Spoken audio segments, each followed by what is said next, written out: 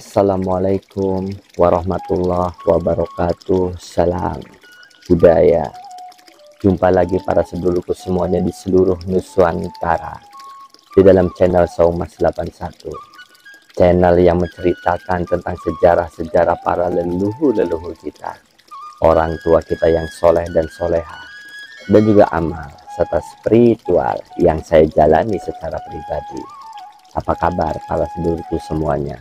Mugi-mugi para sedulur selalu diberikan kesehatan, waluya jati kelawan rahmat lan hidayah saking kersanipun Gusti Allah Subhanahu wa ta'ala. Amin amin ya robbal alamin. Izinkan di kesempatan malam hari ini saya ingin melanjutkan cerita tempo hari tentang konten saya yang kemarin tentang Kesultanan Mataram, dan ini kelanjutannya yang bertemakan tentang ilmu Jatiwisik.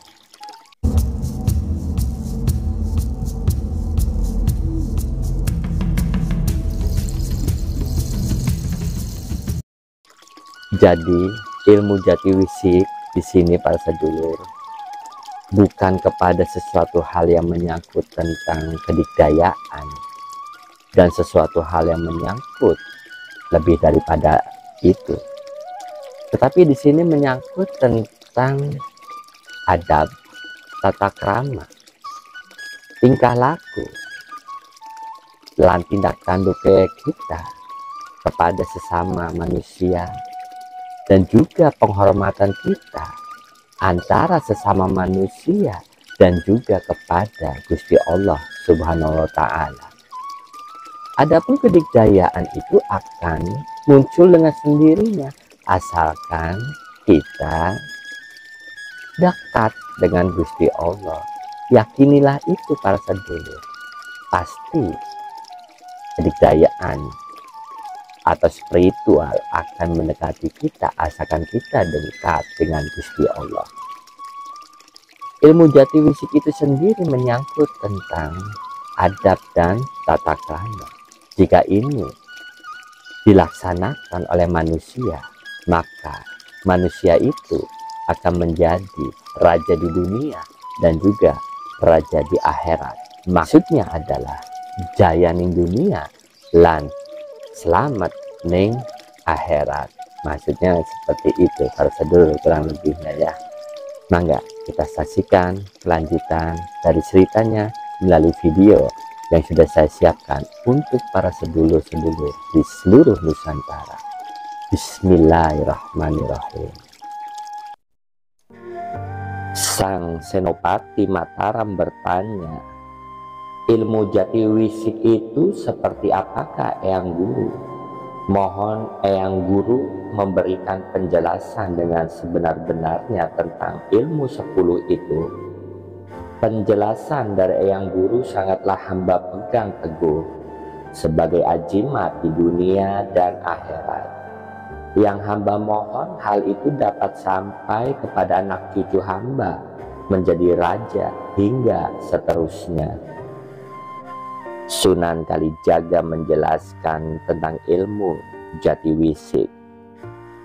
Ketahuilah olehmu wahai Ki Jebeng Mataram, yang pertama, ideping lampah, ketenangan sikap itu adalah adanya pengetahuan yang yakin bahwa hal itu sebagai perbuatan Allah semata terhadap seluruh gerak alam semesta.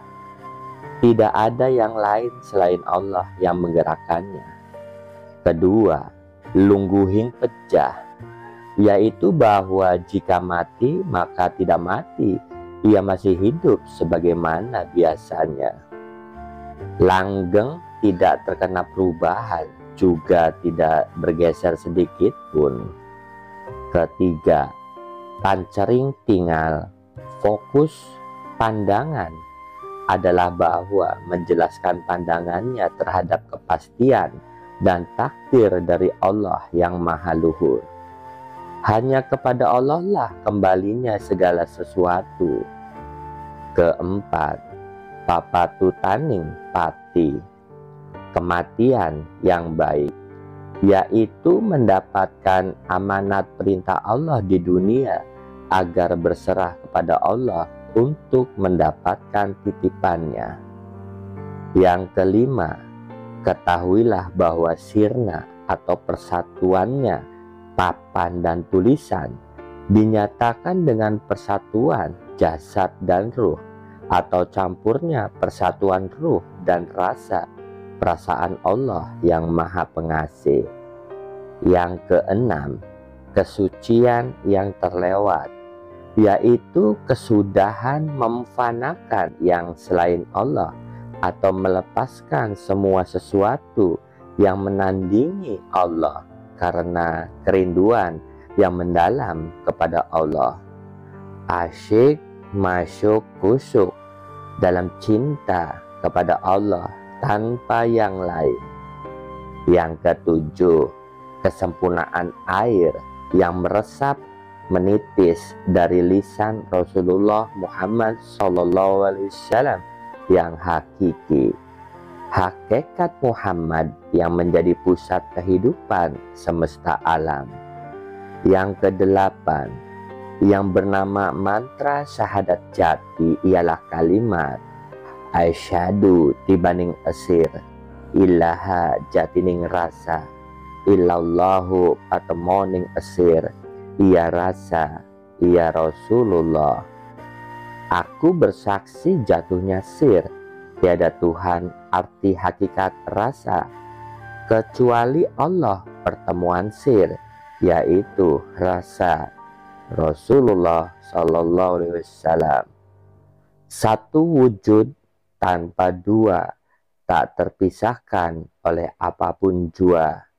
Maka menikah di dalam fana pertemuan rindu cinta kepada Allah dan juga kenyataan dirinya. Yang kesembilan, ketahuilah bahwa mantra syahadat khotim itu ialah kalimat Kang Murba jagat sakalir, masyuk wujud idofat. Hakikat Rasul rupa anak ing bahasan wawayangan zatullah, yang maha menguasai seonggok dunia, rindu wujud yang disandarkan kepada dirinya. Hakikat Rasulullah yang berupa ada yang menjadi perhiasan bayangan zat Allah. Yang ke-10, maksud dari pandarara atau teladan yang baik ialah cermin bersih yang menjadi kaca indah, ialah hakikat Nabi Muhammad SAW, karena Nabi Muhammad ialah ilahan manusia yang menjadi pemimpin seluruh alam semesta. Nabi Muhammad SAW itu adalah hakikat zatullah.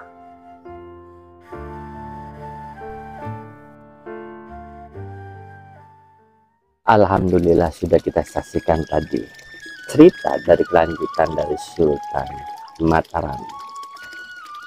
Sang Senopati Mataram sangat bangga menerima nasihat, kedikdayaan dan hakiki dan sempurna itu demi keselamatan kedudukannya. Dan ada lagi yang diceritakan oleh putra mahkota di Mataram yang bernama Pangeran Kajenar telah berputra yang diberi nama Pangeran Sedang Kapriak dan Pangeran Pajang yang besar dan tubuh di Pajang. Dan lagi pangeran yang dibesarkan di negara Demak, juga yang bernama pangeran yang berkedudukan di negara Puger. Juga pangeran yang berkedudukan di Mangkubumi.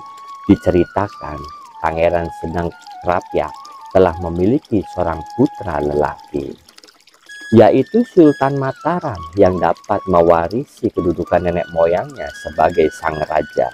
Ia bernama Senopati Kayuyun Mataram yang menjadi Sultan Mataram. Ia memiliki 3 saudara yang bernama Ki Rahaden Mahartapura, Ki Larang, dan Ki Mas Pandansari.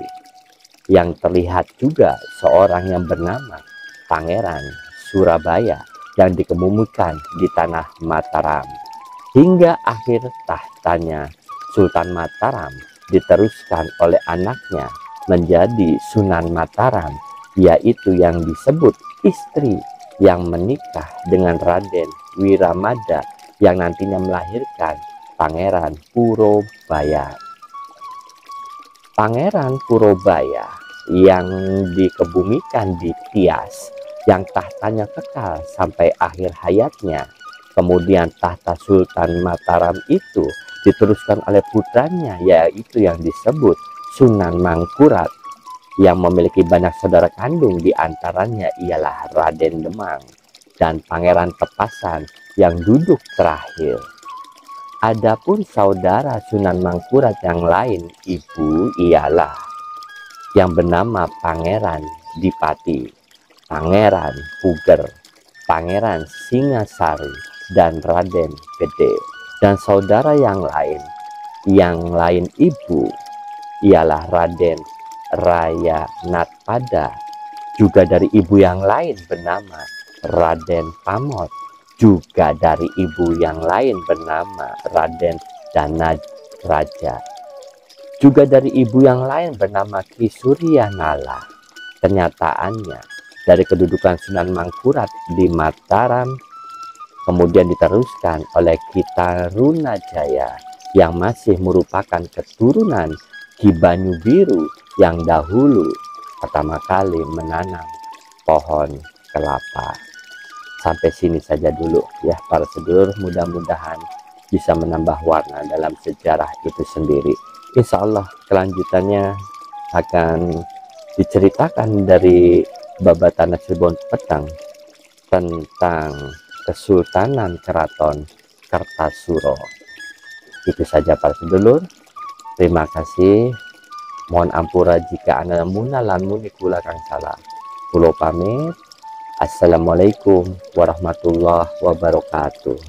Salam budaya.